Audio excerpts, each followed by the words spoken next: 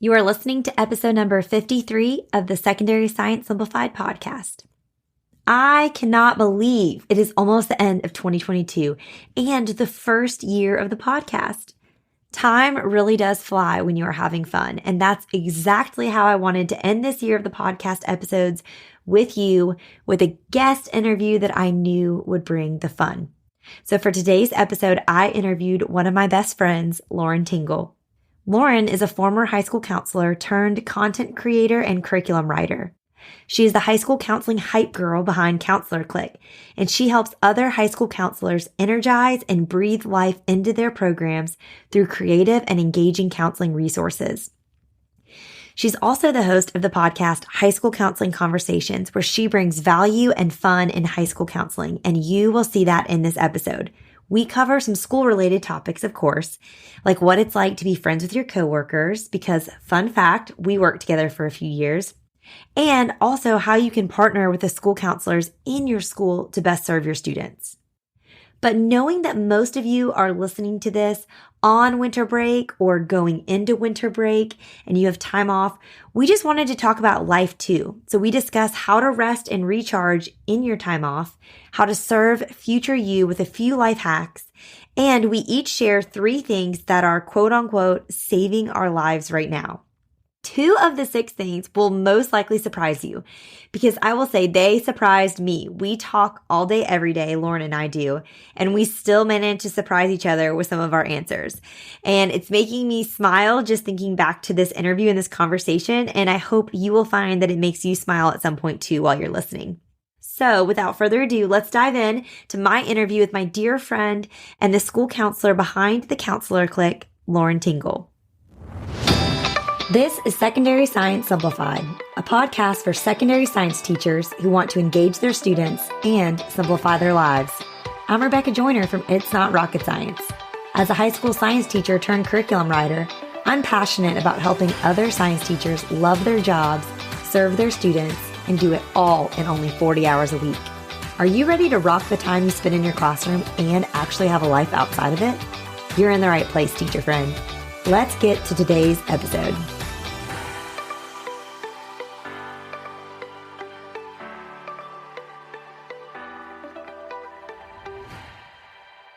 Hey, Lauren, how are ya? Hey, Rebecca. I'm excited to have an interview with you. Our second interview. I know, because I did one for you. And I'm excited. We've already talked several times this morning via voice messages, DMs, and now we're just talking over the podcast. So we're just making sure we're covering all of our communication bases. All in one day, all in one morning. It's all in a day's work. I'm going to write you a handwritten letter later, okay? Just so I can't wait to get it in the mail. I'll get there in a couple weeks because snail mail is truly snail. But for those of you listening, if you're like, why do they talk so much? You should tell them who you are and your career history, your experience in education. Tell them who you are and how we know each other.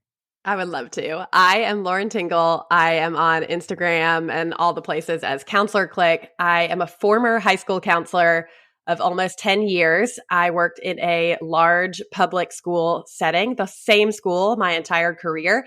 And then in the last couple of years, maybe 2-3 years, I have taken a turn and stayed home with my girls and I'm working as a content creator and resource creator for other high school counselors. So I love putting together resources to help high school counselors to give them the tools that I didn't necessarily have or have time for when I was in the high school. So that's what I'm kind of doing now. I was, like I said, in the same school the entire time.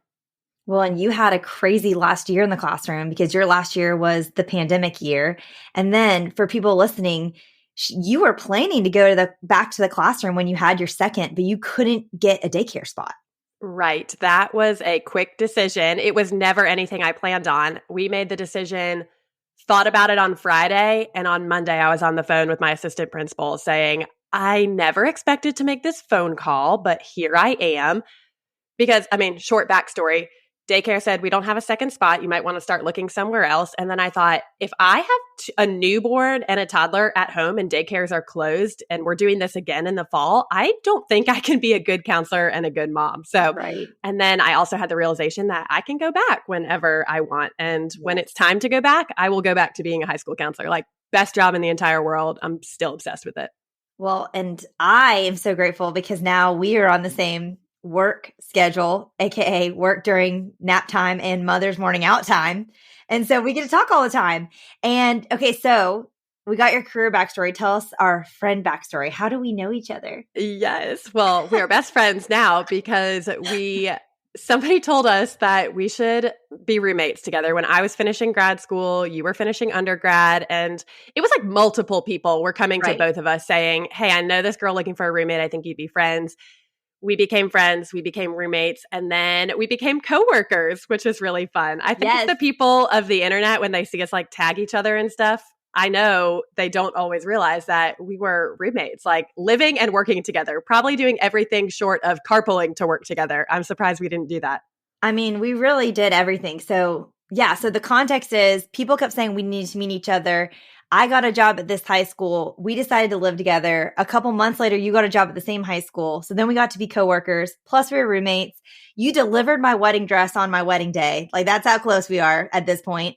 And now we get to like raise our kids together from across the From state. different places, right? But We're virtual co-parenting together. And yeah, just doing life together. It's the best. And I'm so grateful for you. And I loved working with you. It was the best time ever. It made going to work so fun. It made it so fun. And just knowing that there was someone who knew all the same people at work as me and like I could come home and debrief with. We had Friday Bride Day. I don't know if anyone remembers this, like 10 years ago.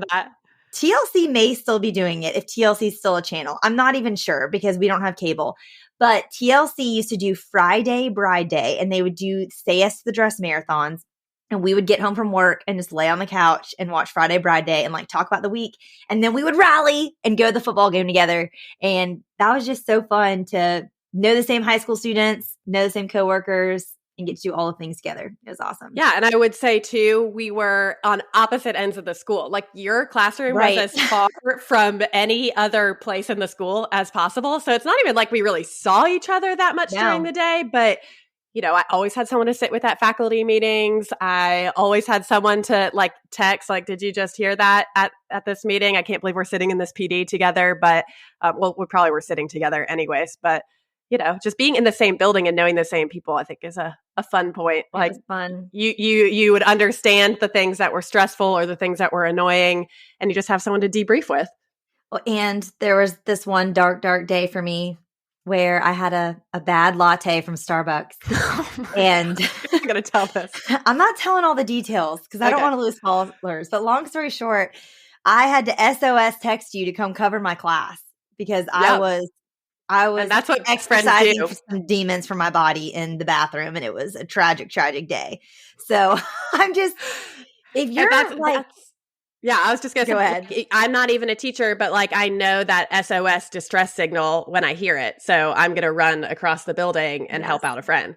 So having a friend at work is the best. Any other thing you would like to say? Because I mean, then I moved because we moved for my husband's job. So you had years at that school without me. And you had tons of other friends. And I just cried every day. I know you cried, but you're a very social person. One of the things I love about you, and I love seeing that you do with Counselor Clique, is you are a gatherer, and you even do that on the internet. Like that is gathering and like bringing people together is not my skill set, but you've like created this community of counselors online, but you also did that at work. So I know you had tons of friends that were coworkers. What would you say to encourage listeners out there who are like, I don't feel like I'm friends with any of my coworkers? Like why would you encourage them to do that and take the time to do that? Yeah, I actually thought about this recently because I met a teacher who is young, right out of college, and she was telling me like work is not the place where I can really make friends. It was kind of a farther drive from her, so she doesn't really live directly in that community. And she said a lot of the people that she works with are in a completely different season than her, which she's like, that's fine. Like I can still learn a lot from them, but they don't really want to like hang out with me. And I thought, wow, I have been super blessed to be in a school that really does facilitate community. And that's not just me. That's something I do like to do. But we had a whole committee of, you know, they might call it different things, different places, sunshine committee, faculty climate, just a morale kind of committee. And not everybody wants to partake in those things, but there are a lot of people who move to a new area and that's where they're going to make their friends is work. And so I found a lot of value in like providing that for people. And that was not just me. I was on a team of people who did that, but that could be trivia after school. That could be wine and design painting event, like just giving people opportunities to connect with each other. Again, it's not for everyone. Some people are going to roll their eyes and say, I have to go home and watch TLC Friday Bride Day. But some people are going to really latch onto that and make some of their best friends at work. And I saw that happen over my time there of, new people coming and going. There were so many people who were like in each other's weddings from working together at the same place, which I think is really fun to really enjoy where you work and enjoy the people that you work with. Yeah, I think so too. I always say like two of my favorite ways that we built community that didn't feel like it added to my plate, especially as an introvert. Like sometimes those social things can be just too much for me, especially after working all day. But I loved in our science department at that school, we always ate lunch together on Fridays. Like that was a day that we like socialized and we got together, and we actually had a schedule where like we rotated who brought lunch for everybody, and we would bring crock pot meals often. And that was really, really good. And then also just going out to eat with people before the football game. Because so many of us were going to go watch students in the band or on the team or who are cheering or whatever. And it was fun to be like, hey, let's all go grab Mexican and then we'll go to the football game for an hour together. Especially like if your spouse or your kids or whoever aren't going to want to go with you, but you want to go and support students. That was like a fun way to build community with the people we worked with. And then, like you said, it just makes the day-to-day so much more fun. I was hoping you were going to say the thing about eating lunch together with your department, because my department was, probably half the size of yours. And we would just, hey, are you ready to eat lunch? And like stop and eat lunch together. Cause like as a counselor, if you have some meetings, you can kind of be a little flexible with your time. But as a teacher, you'll have a certain amount of time. You've got your 20 minutes, your 30 minutes to sit down and eat. But that's a fun touch point for the week. And even at the end of the week, it's like, you got to catch up. How's your week going? What are you doing this weekend? You always have stuff to talk about. So I love that your department did that. I don't think they do that anymore after you left. I don't know. I don't know if it was like after you left, they stopped doing it. They missed me so much. My crock pot meals just really brought it home. No, I loved it too, because it was the entire science department. And then we had one rogue art teacher who was like friends with all of us. I don't know if you can think of who I'm talking about. Yeah. And he would always come up and eat with us, but it was just, and he participated. He was in the rotation of crockpot meals, but it was just a really fun and simple way. So I encourage you. That's such an example. His department was a lot smaller. It was him and like two other women. And they didn't share planning. Yeah, they didn't share planning. So he was like, I'm going to go make friends at work. And here's a group that's already doing that. So he felt comfortable to hop right in. It was awesome. Okay, so obviously I wanted to have you on the podcast because you're my best friend. I just thought it'd be fun. But the other reason I wanted to have you was because I feel like you as a high school counselor just have a lot to offer your students, but also to us as teachers. And I feel like as teachers, we often feel overwhelmed, but we don't know who can partner with us in our overwhelm to help these students. And I feel like if I hadn't been friends with you, I wouldn't have spent time in the school counseling office. Like I was going by there once a day because I wanted to see you, but then that helped me get to know all the other people in the counseling department. And then I was able to talk to them about the students I had. And I built this relationship because of my relationship with you, but I wouldn't have necessarily done that. So I would love for you just to tell my listeners, what are one or two ways you can think of where teachers could and maybe should be partnering with counselors to make their lives easier as teachers and just to support their students? Yeah, I just thought you probably gave me too much credit right there in the beginning, that little intro of wow, you're such a help. I hope I am.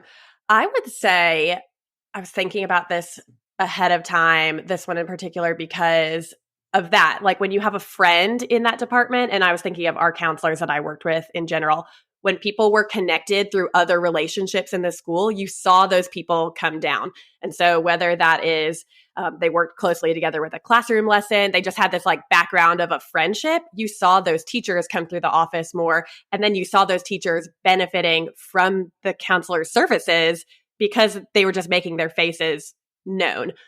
And so I would say, depending on how your school is laid out, your students, you might have an overwhelm of counselors at your school. There could be 8 different counselors, and for each student, depending on where they fall in the alphabet, you could have a different person. And that feels almost paralyzing. I can't even look up who their counselor is to call them because I'm going to use my planning to do that.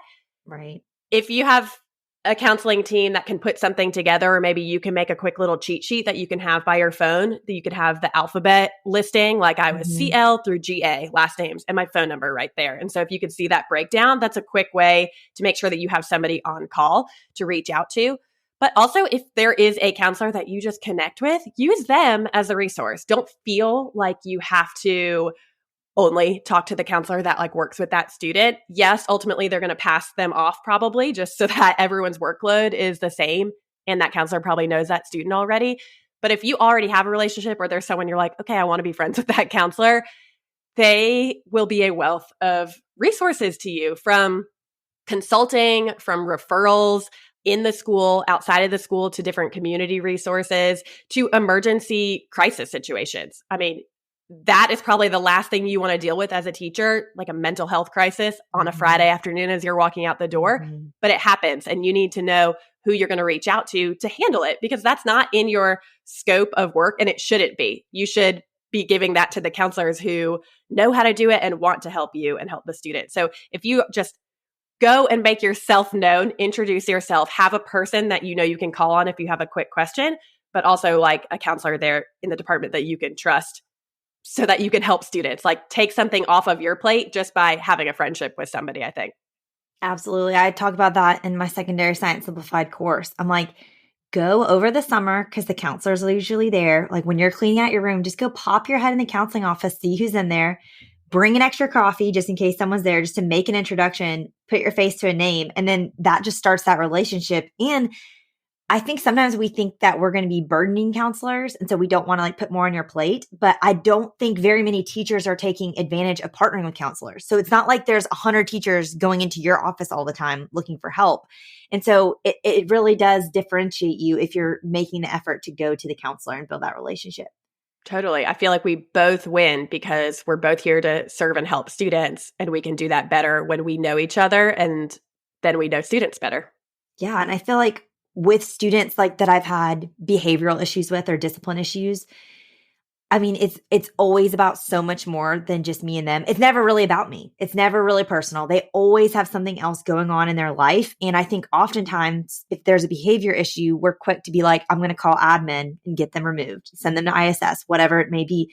And it's like, what about partnering with the counselor and calling the counselor and seeing like, what's going on with this student? Like what may be happening? I remember, man, I had a really hard time with a student at my most recent job. Only come to find out like a couple of weeks later that her parents were going through a divorce. Of course, she wasn't getting her work done. Of course, she was acting out and lashing out on me because she had all these things going on that she wasn't equipped to handle. And, you know, I wished at that school I had had a counselor that I had a close relationship with to partner with, because I felt like I had to bear that burden on my own. So I definitely think partnering with y'all is a game changer. And there are a lot of things that we might not be able to share with teachers. Like a student comes with confidentiality, and but I, especially at the high school, when they can make some decisions on their own, I would usually ask a student, hey, is this something you would like to share with your teachers? Is this something I can share, even just that you're going through something hard, and not give details? And a lot of times it's like they don't have the words to share it, or they don't know the right time to go up to the teacher and share that. But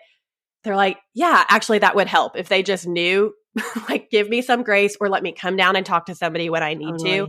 That makes a huge difference. So, you know, we can't always tell you every single thing that the student has said, and you probably don't even need to or want to know that. Right. But just like you said, if you would have known like there was some turmoil going on at home, you could have offered something else, or not been frustrated and think it's all your fault or something. Totally. And I feel like one of the other things that I didn't take advantage of, and I wish I had, was all of the knowledge that you have as a counselor, just in terms of like mental health and self-care, and not just for students, but for us as teachers. And so, you know, I told you this episode's going to air like over winter break. So there are a lot of very tired, overworked teachers that are going to be listening to this. And I would just love to hear any advice you have just from a counselor's perspective, or like, what are things, especially going into a new semester, that teachers maybe should stop doing in order to, you know, have better boundaries, protect their own mental health, and, you know, just care for students better. I would just love to hear any advice you have on that end too. I'd say that you're really good about talking about this, so I might not bring tons of new ideas to the table. And then also it's like this delicate dance that people don't want to hear the things about self-care that they're like so over. But I Like really take feel a like bubble bath.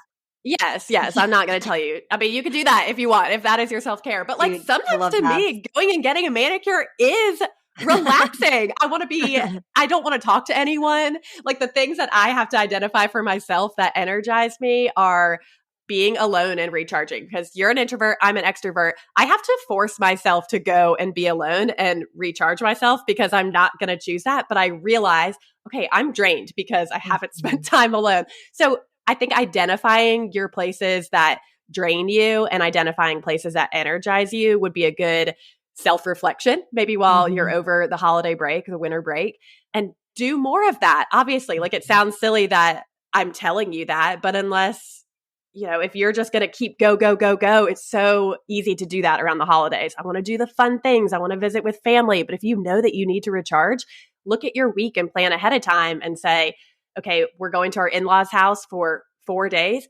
I'm going to need some alone time if I'm going to thrive there because I can't do that. I can't keep that up the whole time. So just being self-aware about your own needs, I think, is important. Oh, things that you shouldn't be doing too. I think you talk about this a lot, but in terms of work, keeping your email off of your phone. And people have different reasons why they don't want to do this, but I will tell you it is life-changing to be able to separate work from home and not worry about that while it's not your responsibility. You're not getting paid extra. The emails will always be there. If you answer them, there'll be more when you open up your computer. So I would say keep your email off of your phone. On that note, too, this is something that I want to say as a counselor to teachers to consider. There are legal ramifications, I would say, that you need to be aware of. They talk about this a lot in our ethics as school counselors about not being available outside of your contract hours or making that a pattern. This is like the stuff that has gone to courts and stuff when they can look and say, well, you usually answer your emails in the evening and you're always available, and a student emails you in crisis and you don't respond, but you have made a pattern of responding, then you could be liable for not protecting that student or caring for them in some sort of way. If you're never answering your emails outside of work hours, that's not your responsibility. And not to say we don't want to care for students in some way. You can put up an away message and say, if this is an emergency, contact this person. But I have had teachers come to me with text messages from students, text messages back to like a Remind app or emails where a student might be in danger. And that is a real weight that you can feel outside of school, where you have to call 911. You have to send a police officer to their house. You have to call your principal and say, hey, this is what's going on. I think we need to intervene. And that's not anything that you want to be doing over winter break or when you're on vacation in the mountains or something. I promise it's not something you want to be doing. That is very stressful. It's so, so true. And I feel like I love what you said too about like not training them to know that you're available, but also you can just flat out tell them. Like I just would straight up tell my students, when I walk out of these doors, I am unplugged from all things our school. And so like if you email me, if you call me, if you leave a voicemail, if you put a Post-it note on my door, like I will not see it at all. But I tell them, this is when I am available. I want you to come interrupt my lunch block. I encourage students. I was okay with that. You may not be, but that's where you need to figure out what's best for you. You may be fine with students coming to see you before school. I was fine with them coming after school. I said, I'm always going to be here this, 30 to 60-minute period after school, kind of tutoring the first 30 minutes, and I'll be wrapping stuff up. So if you need me, like this is when I'm available, and letting them know, because I think that's really important to set that boundary there too. And then, like you said, it's not like you're, not available for students. You're just only available in a reasonable amount of ways. And if it's a true emergency, they shouldn't email you. They should call 911. Yes. And maybe this is just a public service announcement. We would always make sure in our school that teachers knew if there was a crisis in the moment like that. I'm never going to send you an email and say the student in your class is in crisis. You as a teacher should never send an email to somebody saying, my student is in crisis right now. They said when they go home, they're going to XYZ, and hope that me as a counselor gets that email before the end of the school day. I have literally gotten an email like that and had to go run out to the buses and find the student who I didn't know. It was like a freshman in the very beginning of the school year. And I'm like, okay, here's their picture in the computer. I'm looking for this student. And like, what a way to meet your counselor. Like when you've made some threat in class, but you need somebody to know that they care. And it was just such a mess. And so having that relationship with the counselor already when you're a teacher, you would know, hey, I'm going to walk this student down. I'm going to call and say, hey, are you available? I'm sending this student down. I really need you to talk to them. When you have that relationship already, it's like, hey, I know what I need, what's out of my scope, and I need to send this student to you. Please take care of it. And then as a counselor, we're dropping everything to handle that. So we want to do that while we're in the school building and not we find out about it later and we all feel helpless when that happens. I'm literally picturing where all the students are when they're loading buses and you trying to like run through the masses to find someone, and I feel stressed for you. And like, oh, there goes their bus. Like, what do we do? Ugh. Right. That sounds terrible. Okay, so this is a great segue to what else I want to ask you. I want to ask, what is like your most negative or annoying experience working with a teacher? If you're willing to share a story of like, please don't do this. And then also like one of your best experiences partnering with a teacher and what came from it. Yeah. Well, this person's not going to listen to this, so I feel okay about this. You can still keep it anonymous. Yeah, totally anonymous.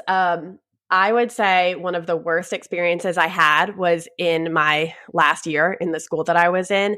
And it was working with somebody. It's not like we like worked super closely together, but they had a student at the school and felt hard. I don't know, felt like instead of she really took on the role more as the parent, but she was in the school building towards me.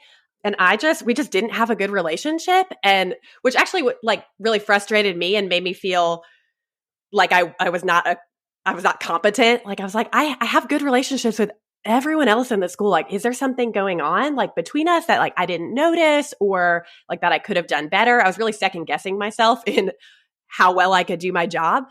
But I had to keep reminding myself that I think she had other stuff going on. And I don't think it was me. I think, if her daughter was getting ready to graduate, I think there's a lot of stress that comes with that, being a parent, like seeing your first kid off. And so I think a lot of that stress kind of bubbled up. And she yelled at me, like raised her voice in the hallway. And I was so embarrassed. There was one person who walked by, but it was a traumatizing experience for me. Like I was like, okay, I guess I've like been yelled at by like some angry parents before, but to have somebody who was a coworker do that felt like it just really hurt my feelings. And I was like, what do I do? Do I tell someone? Is that something like I want to be able to work peacefully, like with coworkers and be coworkers first. And also like be a good coworker to you and be able to serve your family and your student. So and it felt very hot defeating. All over when I see you in the hallway. Yes. I mean, it wasn't ever the whole time I was trying to like de-escalate it. Like, I hear what you're saying. I'm trying to understand. Like, I'm like using counseling skills as it's happening. And at the same time, I was like, I don't think anything I'm going to say is going to make this better. Right. And so maybe that's words of wisdom for anybody working with coworkers. It's like, sometimes people just have their own stuff going on and they're not going to hear you, no matter how calm you are, no matter how many different solutions you offer. I was offering solution after solution or like ways we could work together to solve this problem that I didn't even know was a problem. And I wasn't going to get it right. Like in that moment, nothing was going to be right. And we just, I don't remember how it ended. We like parted ways. I walked around the corner and my clerk in the office saw me and I just started crying. And I don't like cry very often in general, like especially at work. Yes, especially at work. I was like, and then I was double embarrassed, like one that happened, but two that I'm crying. And I was like, I never want to relive that again. I never want to have that experience with a coworker again. Like we're on the same team. Can we please be on the same team? So an example of like not working well with the teacher or a teacher who didn't want to work with me. Well, and it's so hard for me to imagine because I feel like you're super positive and then you're also just really laid back and easygoing. Like you're not a person that brings conflict out of people. So it's crazy for me to even imagine that happening. Also, I just laugh because we are so opposite. I've cried at work so many times. I'm like, has everyone seen me cry? Like I'm a crier. Like I just emote. If anyone raises their voice at me, I'm going to start crying. So I would have been crying in the moment.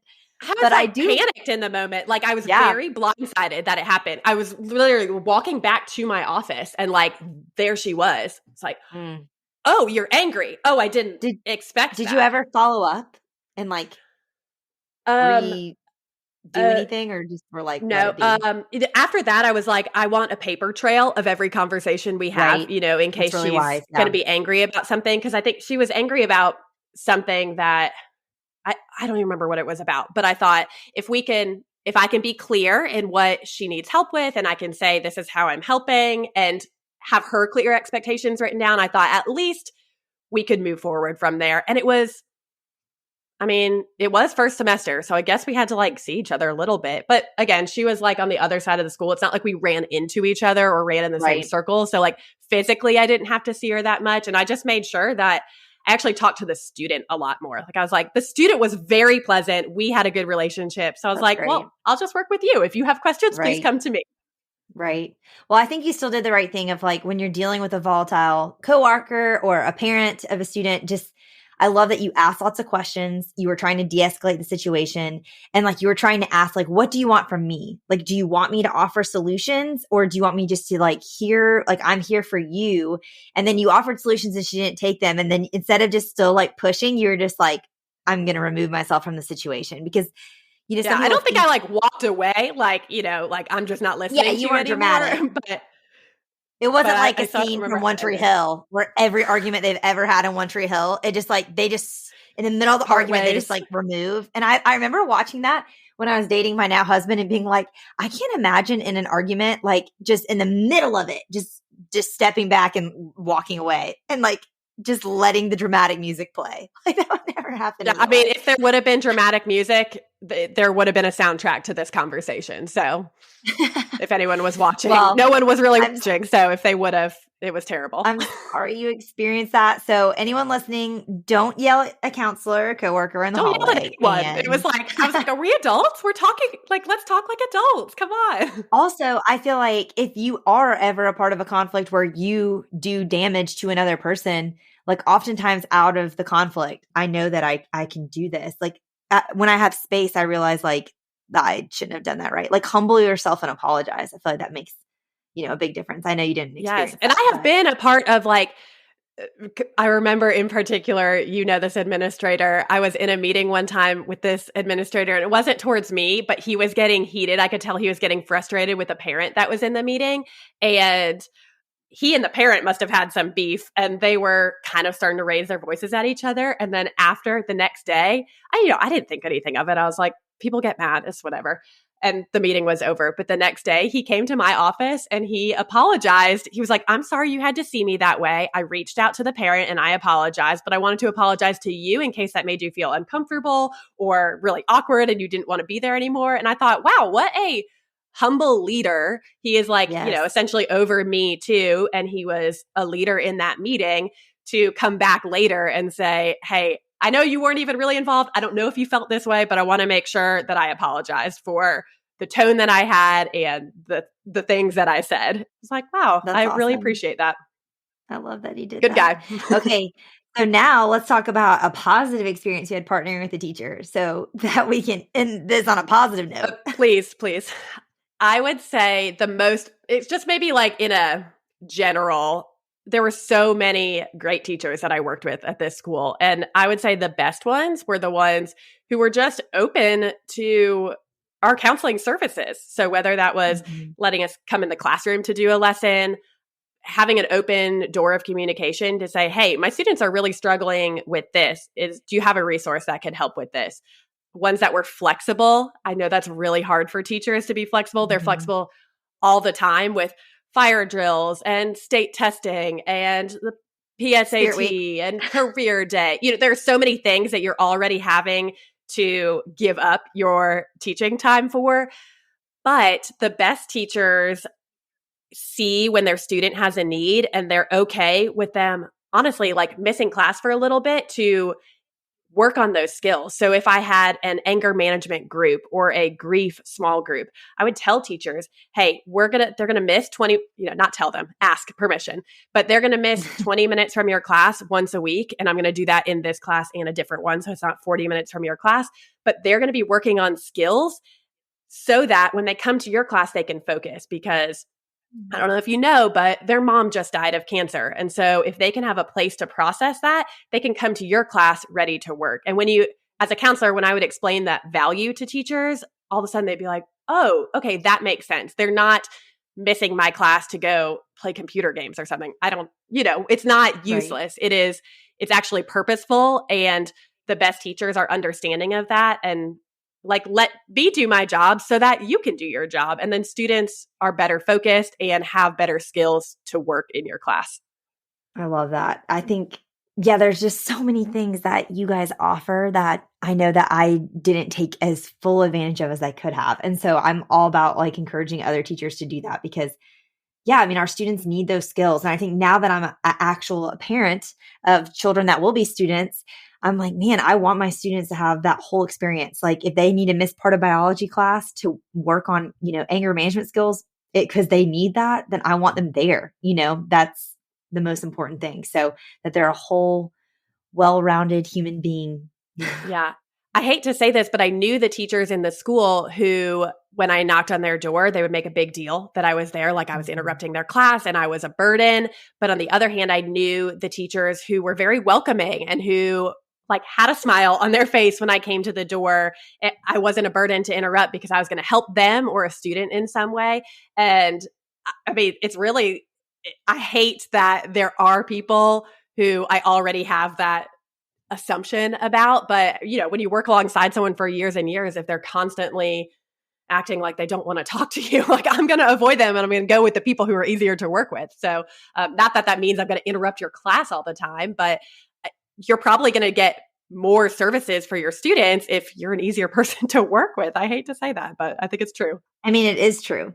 Okay, so I want to make sure we kind of touched on this earlier, but I want to know if you have anything else to say about any tips for listeners who are just looking for how they can rest and recharge over break while they have time off. And then also, what about when we get back to school and, we have work, but we also have kids and life responsibilities? Like, how do we rest and recharge and not just live for our time off? Yeah, it's a great question. You can set some boundaries around things for yourself. So when I get ready for bed at night, I have the sleep, little notification pop up that says powering down your apps. And at least that's a trigger for me to go, okay, I need to like slow down on scrolling Instagram because that's not quieting my brain down for the night. I need to do that if I want to get good sleep, because I know good sleep is going to make me a more energized and better parent tomorrow. Like I have to think they're all connected to each other, and it starts with little habits. I am very into like habit building right now because that's very hard for me to do. You love it. It's hard for me. So it's something I really have to practice. And when you have a time away from work, give yourself that space to start practicing some habits you've always wanted to, whether that is going to bed earlier or waking up earlier for that quiet time before your house wakes up. Realize what is draining to you and what's life-giving. So I want my kitchen to be reset when I go to bed at night, like the countertops cleaned off. It just alleviates this stress that I feel. I don't want to start my next day already feeling like chaotic, burdened by what I didn't do the day before. Like we could talk about this, but I'm very into lazy genius principles right now. Like, what can I do right now that's going to make my life easier later? What can I do right now that's going to make my life easier later? And it might be 2 minutes of doing something to prep that makes my life easier. And so I'd say, notice what some of those habits are for you and use a time off of school to start nurturing those and getting them like as part of your daily routine. I think that's great. I think too, like when thinking in the classroom too, even just having like, I had a Post-it note on my desk and it was like, these are 3 things I need to do before I leave the classroom so that I can come in here tomorrow and not feel, like you said, like I'm starting in chaos. And it doesn't necessarily mean I have to have every single thing graded before I walk out the door. But like for me, I'm definitely going to make sure that I've, all of the tables are cleared off. My desk is organized. I've reset the whiteboard where I kept my agenda. Like that's ready for the next day.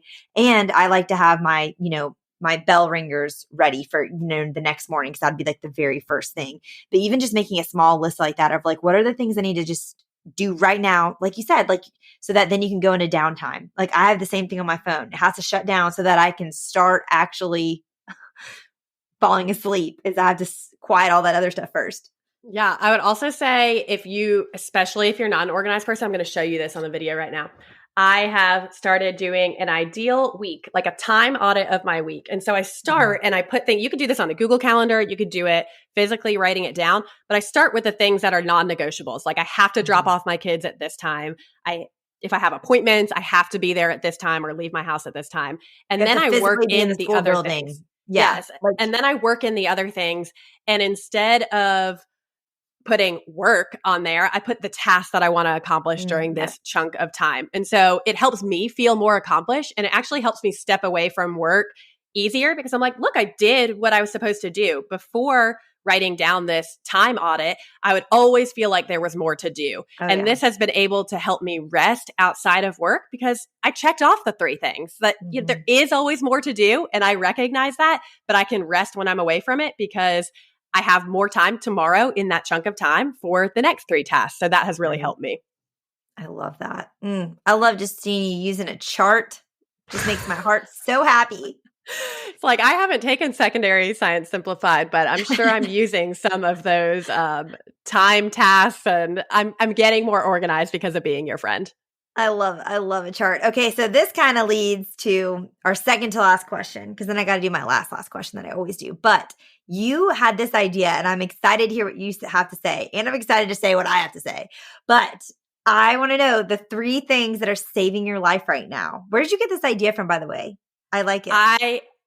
Lazy Genius has done a podcast episode every once in a while, and I think she got it from someone else where she does a whole episode of what things that are saving my life right now. I don't know if she does 5 or 10 or what. Okay. And I think about this question often. I don't know why. I think I have what you would call an addictive personality. So I find something I like, and then everybody is going to know about it, and everybody's going to know I'm obsessed with it right now. And so you're just a natural influencer. Like you're just influential. Like that's just even friends in my neighborhood, I'm like, listen, this is the book I'm reading right now. And I texted 5 people as I'm laying in bed. I'm like, you have to read this book right now. I know. I'm like, I'm on page 20 and it's changing my life. So that's not in my list because I have a million things. So all right, well, tell us the 3. Do you want to go me all 3 and then you all 3, or back and forth? I don't know. What do you want to do? Okay, I'll tell you my first one. Okay. Skorts. Skorts are saving your life. Skorts are saving my life right now because we have talked about this. It's like I feel like I have a uniform of clothes, things that I'm realizing, okay, I like wearing this. I'm comfortable in this. I really want to minimize my decision fatigue every day. And so I've thought if I go back to working in a school, I mean, I'm not going to wear a skirt. I'm not like a PE teacher or like an administrator who can pull that off running around the school. Spice in the counseling office. I'm really not sporty. This is why this is kind of funny to begin with. I'm not sporty, but I'm like, okay, I want to be comfortable. So I've been ordering skirts from Amazon. Amazon, like, try before you buy. I'm like, like this fit. Don't like this style. Need more pleats. Need less pleats. Like I'm on the quest to find the perfect skirt right now. So, I can share that with you if you decide you're going to go sporty spice lifestyle, but I'm loving skirts right now. Just ultimate comfort, easy to pull out of my drawer and put on, never wrinkly. I could be a little bit active. more put together. Right. But yes. I'm not just like slouchy. It's like my put together uniform. Okay, well, it's funny that you said that. Skorts are not saving my life right now, but you mentioned decision fatigue. And one of the things I thought of when I thought 3 things saving my life was deciding once, which is a Lazy Genius thing. You got me on the Lazy Genius also. But just deciding something once, and then that just is what it is. And I know it sounds overly simplified, but it really does save so much mental energy to not go back and forth on a decision, and you waste so much energy doing that. And it's applying to so many areas of my life right now. But one of the ways I've decided once is for our family is just with groceries. And I've decided once that Thursdays are the day that I put together my like online grocery pickup order from Walmart. And then Fridays are the day that I pick up the groceries and, I wash the fruit and I do all those things because we like to have a stocked fridge going into the weekend. And if we are going to run out of food, we'd rather get takeout on a Thursday night, like, when we're already tired from the work week, than if I get groceries on a Monday and then we're running out of food on Saturday, Sunday, and we're getting takeout on a Sunday type thing. So just deciding once. And I still don't like grocery ordering. I still don't like meal planning. But before, it was something that always loomed over me. like, okay, I need to like sit down and like plan out meals for next week. But now it's like, I don't even think about it 6 days of the week. And then on Thursday, it's one of the things like, okay, on Thursday before I go to bed, I'm going to sit down. I've decided once I'm going to plan the meals for next week. And then I'll order all the groceries. And then I already, you have to pick a time to pick up. So that holds me accountable on Friday to actually get the groceries because I have to pick them up between, my time slot of 3 to 4 p.m. or whatever. And that has really, really taken a lot of the burden out of my mind. I feel like I have 4.5 brain cells right now, postpartum, third you kid. don't want to have 3.5. It's like, I cannot sacrifice a brain cell for meal planning. So yes, deciding once has helped me so much. Okay. My next one is food related. So I'll transition into that. Okay. I like making a dessert at the beginning of the week. So I have dessert to snack on and have potentially after lunch during the day when I need to pick me up, definitely after dinner. And so, for example, I make the Ghirardelli brownies. I think it's like the triple chocolate when that's available or double chocolate, if that's all my grocery pickup allows for. And then I melt Andy's mints on the top of it. And that's from Nap Time Kitchen, isn't it? It is. But the idea that I have this like delicious dessert waiting for me is, I don't know. I always have to have something sweet. I need to have it on hand. If I don't, I'm like, what am we got to go out and get ice cream. I'm like, so this is saving time, money, energy, and I've got a dessert waiting for me. I've been doing that a lot of weeks and it makes everyone in my house happy. They're so excited about it. That sounds so good. Okay, well, my second thing is also food related, so I will piggyback you. We didn't even plan this, but these are we haven't told each other. These are paralleling so well. But mine, and I've talked about this for months, and you're like, please, you've heard me talk about this, but I haven't talked about it on this podcast. Okay. Is snack tray. Okay, yes. So snack tray, especially a snack tray dinner. Okay, so what I mean by this, if you're listening, is we just eat snacks for dinner and we put them on a tray. It's exactly how it sounds. And this is one of my favorite things to do on Thursday nights, knowing that we're running out of groceries, like going into Friday, is I will literally get a tray out. And I have one of those like travel platters that has like 5 compartments, but you can literally just get like a cutting board. And then I just put piles of different snacks and like leftovers that we have, and we put it all together. And it's basically like a snack charcuterie board, but it's not just like meat, fruit, cheese, and nuts. It's literally whatever we have left from the week. So like the last few blueberries we have, or if we have like one apple, I will slice it up into a bunch of little pieces. And then, we have a couple slices of pork tenderloin that we had last night for dinner. Like I'll cut those up and put them on. And then I put a blanket on the floor for my kids, and they have an indoor picnic, and they think think you are the most fun mom. They think I'm the most fun. And it minimizes dishes because it's just like the one tray. I love that it clears out like all of the like last little bits of food before we're about to get new food. And then it just frees my husband and I up. Like we can eat some leftovers too, or we can, grab something frozen out of the freezer that our kids don't necessarily like, or, just something easy. But it's saving my life because my kids think I'm so fun. It's helping me not waste food. And yeah, at the end of the week, I am like done by Thursday. I'm very, very exhausted by Thursday night. And it just makes again, decide once, like Thursday night, we're doing this for dinner. And it's just something I don't have to think about. And it makes my life so much easier. I do that, but I put it in a muffin tin a lot of times. Oh, yes. We've done that before too. But sometimes like I have too much for the whole. And so then just like an actual, but I love that idea too. Just using, like your 12 whole muffin tin. That's a great idea too. That's perfect. Okay.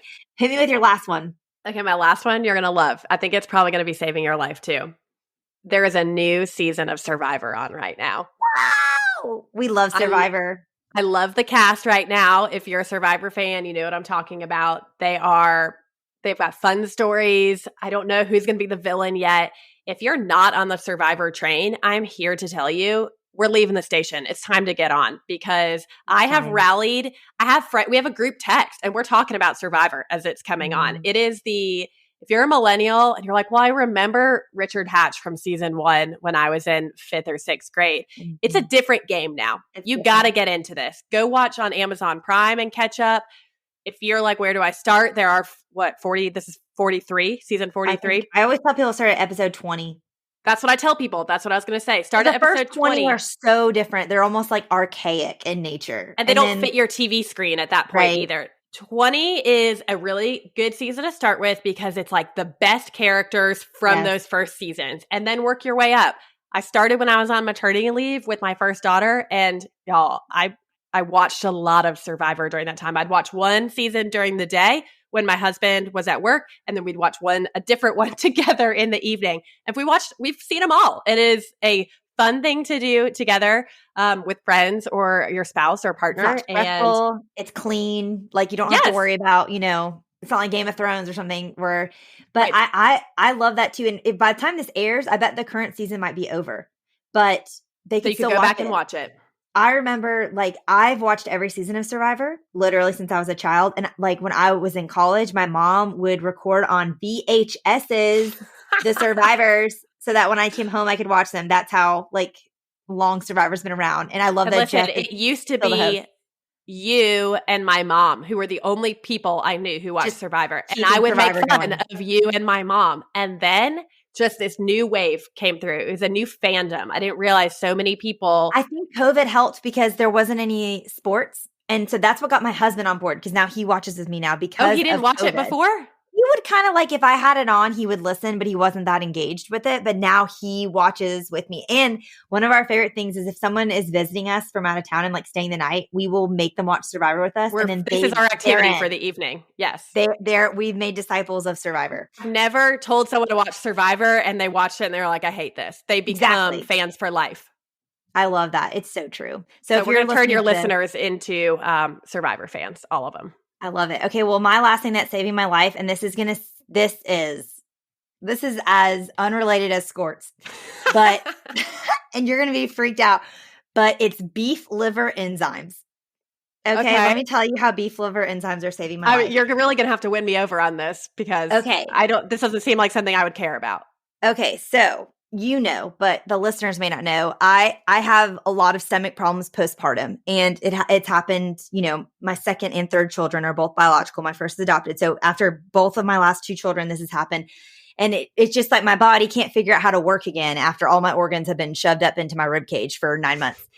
So I always have to do kind of like a Whole30 type cleanse. And I just have a hard time, and I have a really hard time regaining energy. It's my body doesn't know how to pull energy from food and keep me energized. And then when I do these cleanses, I can't have coffee. And so anyway, long story short, I have done science experiment upon science experiment in my body to figure out what do I need supplement wise to help my body feel good? And I've tried every type of trendy vitamin provider, and I've tried all the different multivitamins, all these different things. And beef liver enzymes have been where it's at.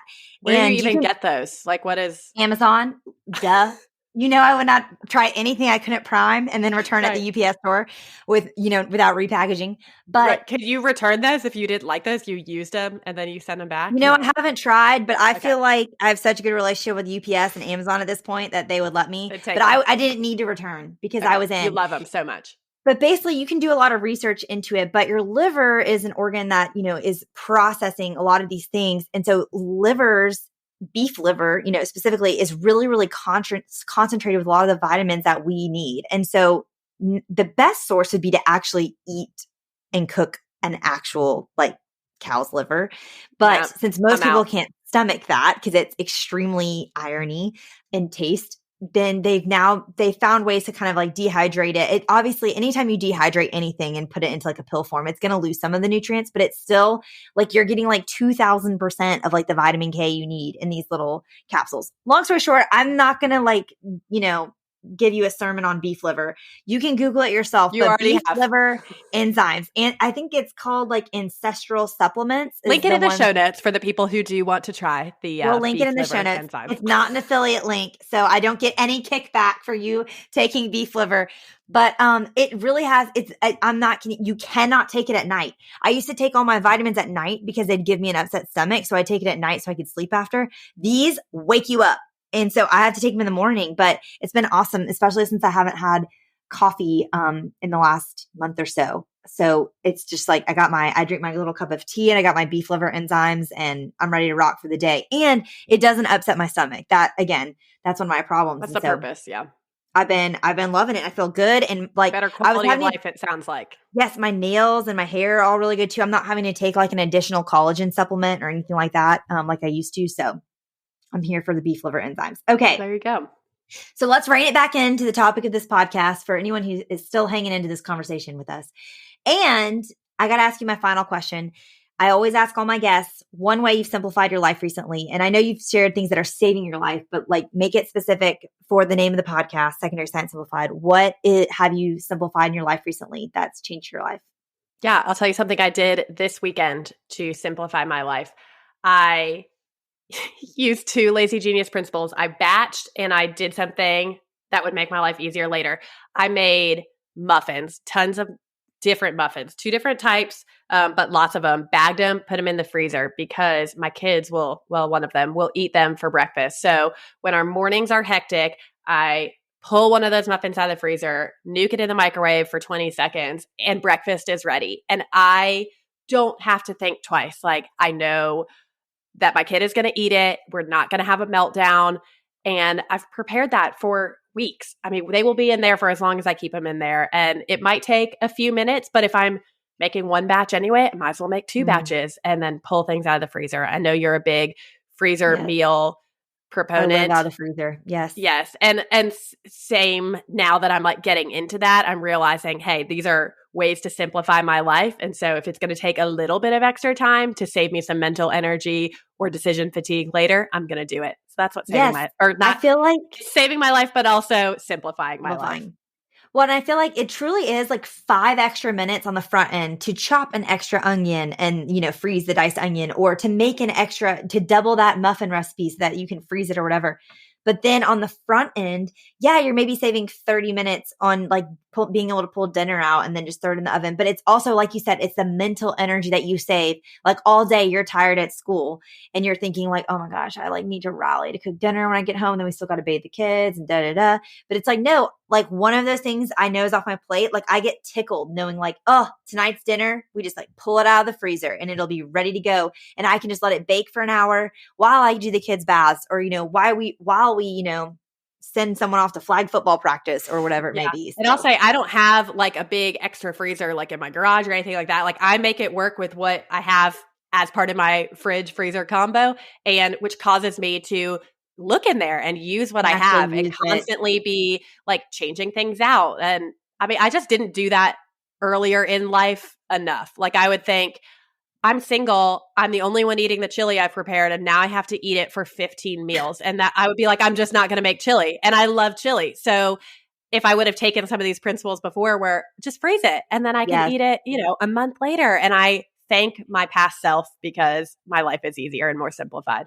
Yes, my sister is single and I sent her those super cubes. And so then she does that. She'll like make her crock pot meals or whatever, which feed like an army. And then she'll freeze them in the super cubes. And then she's like been so tickled. It's been fun. I gave it to her like a couple months ago, and still at least once a week I get a text from her because she's a doctor, and she'll text me from, work and be like, look at my tikka masala or whatever I'm eating for lunch, because I just pulled it out of the freezer. I'm just so happy that this is what I'm eating for lunch as opposed to like Coke and something from the cafeteria. Exactly. So love it. I love it. Do you share something that's simplifying your life right now usually, or it's just a guest? I don't normally, but I always could. One thing that's simplifying my life right now, this is going to sound so silly, and this was from Lazy Genius, which you got me on the Lazy Genius train. But I rearranged my closet. I used to have it color coordinated because that's who I am. But I rearranged it now into categories. So there's a category of like clothes that I would wear to church or to like, any sort of social event, like going on a date. And then I have like my everyday uniform clothes. Like I'm wearing the same thing pretty much every day in a different derivation. That's in the middle. And then the far right is like layering pieces, like sweatshirts or sweaters you can put on top of any of the other categories. And it makes it so much easier to walk in and be like, I'm only looking at this one narrow section, or I'm only looking at this section.